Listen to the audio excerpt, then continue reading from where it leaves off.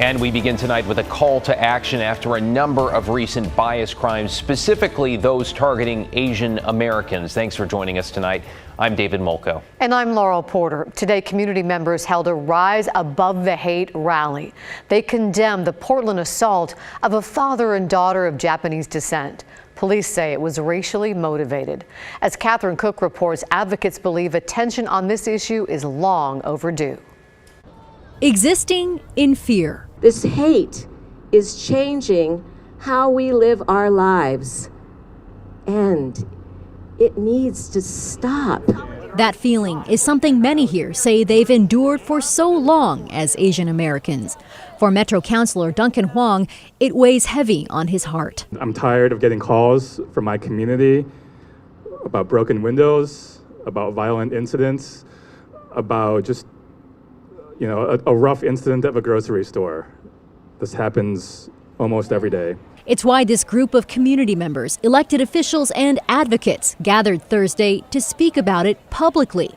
Specifically, they denounced the July 2nd attack against a father and daughter of Japanese descent. Dr. Riichiro Abe, his wife, and young daughter were riding a bike on the East Bank Esplanade when police say Dylan Kesterson approached them. Abe's attorney, Bonnie Richardson, read a statement from Abe describing what happened next. He called us terrible racial slurs, and then he attacked me, hitting me repeatedly on the back of the head, and he hit my 5-year-old daughter. I felt I couldn't do anything during the attack, but now I can do this. I can speak out against his hate and his violent actions against my family and me and others. Richardson says the true significance of that and this gathering is likely lost on the general public. She says in many of the cultures represented here, the norm is to endure racist attacks privately and often refrain from reporting them. That the Abe family had the courage to just come out and say, we want to have something done about this, which was unusual, and we don't want to make it usual. That's part of the reason why we're talking about not normalizing even that reaction. Because there is nothing normal about living in fear for just living in one's skin. We're here today to say no more. The hate needs to stop now. This week, a Multnomah County grand jury indicted Dylan Kesterson on a total of 19 counts, including charges of bias crime, assault, and harassment. Some of those charges are connected to a second bias crime in April involving 3 women. In that case, he's accused of racial intimidation, harassment, and assault. David. Innocent until proven guilty, but yes, it needs to stop. Thank you, Catherine. Let's get you caught up on tonight's other headlines now. Detectives in Polk County are asking for help spotting this vehicle. They say the driver was involved in a deadly road rage shooting. It happened along Highway 18 last night. Investigators believe the victim pulled over to let the suspect pass them, but instead the suspects stopped. Words were exchanged, and police say a passenger in this vehicle opened fire. The victim died at the scene. Another person in their car was not hurt. A 20-year-old man hurt in a tubing accident on the Willamette River has died. It happened Monday in Newburgh. Investigators say the victim and another person were riding an inner tube when the boat towing them badly overcorrected a turn, swung the tubers back into the boat. The other tuber survived the collision but has serious injuries. And tonight, Oregon officials are asking for help to find a missing 4-year-old girl. Her name is Bianca Evanson, and authorities say she might be at risk. Evanson was last seen with her mother, Monica Jones, last Friday in Portland.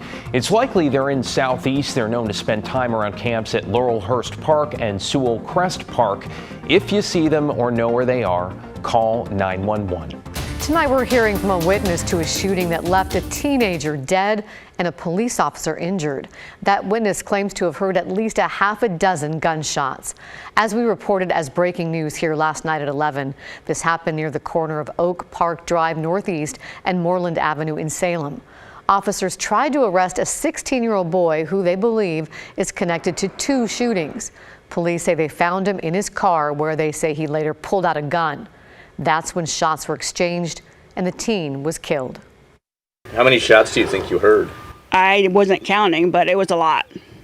I know there's at least more than 5. So when I heard him saying crossfire, crossfire, I'm just glad it's over with. I'm really surprised that something like that happened in our neighborhood. One officer was also shot and sent to the hospital. The 4 officers involved are on administrative leave.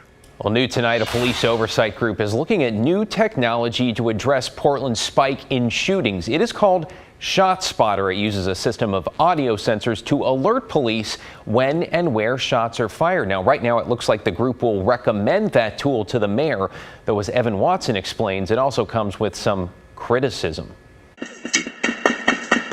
In Portland's ongoing search for solutions to rising gun violence, a community oversight group, FitCog, is seriously looking at ShotSpotter, a popular gunshot detection technology company used by police departments across the country. The quicker we can get there, whether it's saving life or catching the shooter in the act, the better.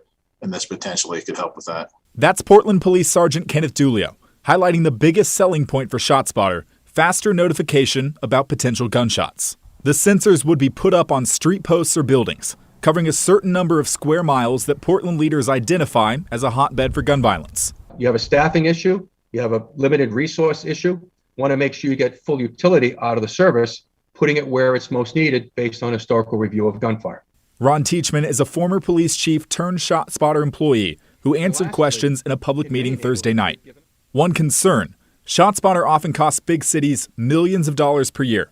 Community members asked, is this the best use of money to prevent gun violence, knowing that budgets are limited? The technology is reactive, and so it doesn't really seem to prevent shootings or actually address the problem of why shootings are occurring in the first place. City assets should be going to ShotSpotter instead of specific communities. City assets should be going to ShotSpotter and everything else that should be used to reduce crime and address the root causes of gun violence. Now, of course, it's up to you and the police department and the city to decide whether or not ShotSpotter is worth it. Whether it's worth it depends on another big question. Is it effective? Various studies across the country, including one from the Chicago Inspector General's office, found ShotSpotter alerts rarely led to arrests or evidence of gun-related crime. About 9 out of 10 times, Chicago officers responded to an alert and didn't find anything. A big strain on police resources. ShotSpotter representatives argue that's more of a critique of Chicago police officers. 87% of the calls didn't result in a police report.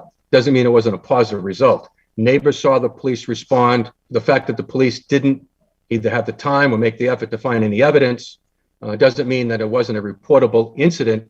FitCog plans to send recommendations about the potential use of ShotSpotter to the mayor's office on Monday. ShotSpotter employees point to other police department testimonials as reason enough to sign on. There are some highly contagious people in the social disease of gun violence. And what can we do to have an intervention? Evan Watson, KGW News. Now to an update on the Portland Street Response Team. The group of mobile mental health teams in Portland was created to keep police from responding to calls where they weren't needed. It has been wildly successful, but now there's a new challenge. The word is out, and they can't keep up with all the calls for help. Blair Best has our story. The crews are just going back to back on calls right now with no breaks. Teams of 2 to 3 mental health crisis responders, firefighter EMTs, and peer support specialists make up Portland Street Response. They respond to nonviolent mental health, substance use, and general welfare calls that come into Portland's 911 call center. Even though the demand has exceeded our capacity to handle all of the calls that are coming in, it's informing how big we need to scale this program. Robin Burrick leads the program. It started last year, focusing on the Lentz neighborhood in southeast Portland, and they got about 4 calls a day. In March, they expanded citywide. Now they get about 13 calls a day, mainly wellness checks, but don't have enough staff to answer them all. I knew it was going to be busier. I guess I just didn't realize it was going to be this busy. Burrick says they have 16 employees and need 42 more, and the hiring process is slow. We don't want to just bring 40 new people on all at once. We want to be very thoughtful about how we scale and phase this program up. In the meantime, they're taking 5 calls at a time. The rest go on a wait list or to the police and fire department. So we have calls waiting for us to get to them, and we don't want those calls to sit there for hours on end because probably by the time that we get there, they're going to be gone. Something that happens often. With a roughly 13-minute response time, about 40% of the calls, they arrive to the location, but the person in crisis is no longer there. Because we have such long wait times before we can get to them. City Council just approved an $8.3 million budget for the program, but it's still unclear if this will be enough to cover the future service expansions. I don't think I could do anything differently. As much as I would love to be able to scale up quickly and snap my fingers, this is just part of scaling up. By mid-October, another 13 teams will be added to the program with the goal of providing 24/7 services. Right now, they operate Monday through Thursday, 8 a.m. to 10 p.m., and for the rest of the week, 8 a.m. to 6 p.m. If you need to get help from Portland Street Response, call 911. Blair Best, KGW News. The big moment just hours away now. Oregon 22, the World Athletics Championships are set to start in Eugene tomorrow. Almost 2,000 of the world's best track and field athletes are gathering for the competition. Thousands more visitors from all over the globe are coming along too. The competitions will happen at historic Hayward Field from tomorrow, July 15th through the 24th. And we will have plenty of coverage for you on air and online at kgw.com. As Team USA and some athletes who live and train here locally go for glory.